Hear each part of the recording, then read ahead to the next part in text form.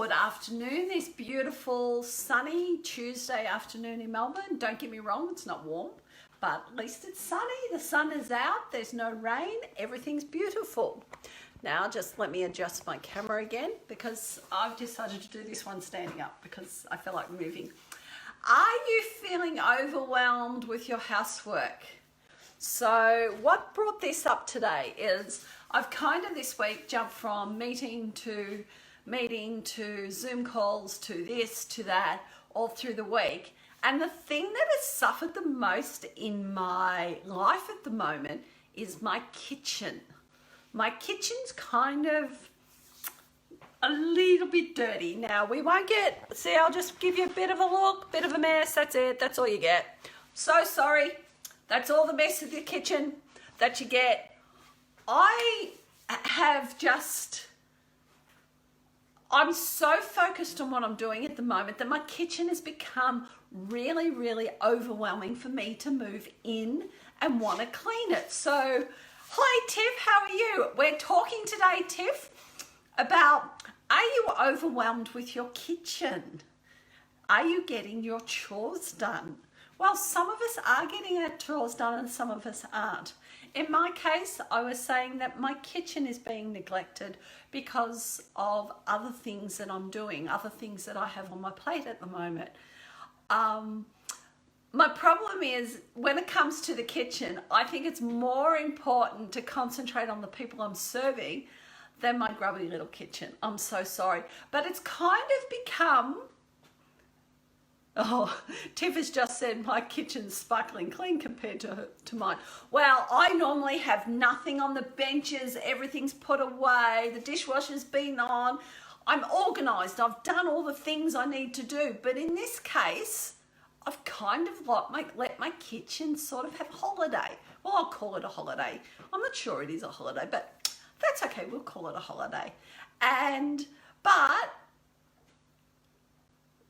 Sorry, I got distracted by a word that I had on my page. That's terrible. I actually couldn't read my own writing. That was why I got distracted, because I don't know what that word is. But anyway, is this also happening in your business? Are you allowing in your business to make everything create an overwhelm in your business with some things that I think about? And I was also actually talking to Tiff earlier about a messy kitchen. This is some of the words that she said to me. When my house is messy, is this a reflection on my business? Am I more disorganized and chaotic? I'm not in control of things. The reason I'm standing up today is I feel like I've got so much on that I need to be moving rather than sitting down talking to you. This is a state of mind that I've kind of got my body in at the moment. The way I come back from that is I go for a run. So at 3 o'clock, at about 2:30, I start counting down the minutes. And I go, at 3 o'clock, I'm going for a run. I'm taking the 2 dogs out with me. We're going to go for a jog. I'll decide, I've got Taekwondo tonight. So tonight will only be 2 or 3K because it's a warm up during the day and things like that. That's how I kind of go around what I do with my exercise to try and remove my overwhelm. But the problem with that is I go, but do I clean the kitchen or do I go for a run? Well, I'm going for a run. I'm sorry, that's who I am. I need to vent, and when I vent with my legs. I vent with exercise. So have I got a good work-life balance at the moment?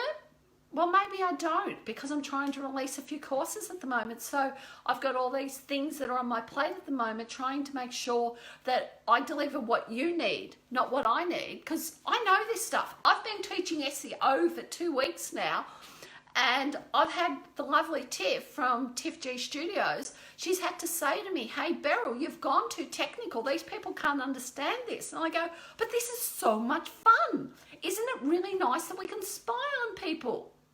But because of that, I kind of can't be bothered with my kitchen.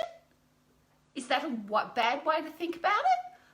that's what my thinking process is at the moment. It doesn't really matter. But I have to be very careful not to take that problem of does it really matter into my business. Because if something matters to you, it's got to matter to me, because I'm delivering to you what you need. And if I've got a bad attitude, well, I might as well give up now, because bad attitudes are not good for anybody. So one of the things I do continuously say to myself, and I actually say to my students when I teach my students, what you can't do today, you'll be able to do tomorrow. I try and not use the word can't, because can't is such a negative word. It can be used with such emphasis of can't. Isn't that so horrible? Whereas with my mindset, if I use the word cannot, doesn't it sound a little bit more polite? Okay, I am saying it more polite, but it's really hard to be aggressive with cannot. You sort of can, but it doesn't have the same can't, yes I can, no can't, yes I can. You know, children in a playground. These are kind of the things that you have to deal with in business. Sometimes in business you're actually dealing with adults playing like children, and that's their mental mindset for that day. We don't want this. We want to try and supply an area, just create a little bit of balance in our life. So, and it all comes from here. If you don't have the balance, yes, I'm losing my glasses again. If you don't have a bit of work-life balance, you may fall over. In my case, it's my kitchen. My kitchen fell over. It got dirty. It got dirty and grubby, and I will eventually get back to it. I was actually trying to quickly clean it before I got on Facebook on this live, and I've realised I haven't got time to actually clean it. So, Tiff has said such a good point about the word can't, how aggressive it be.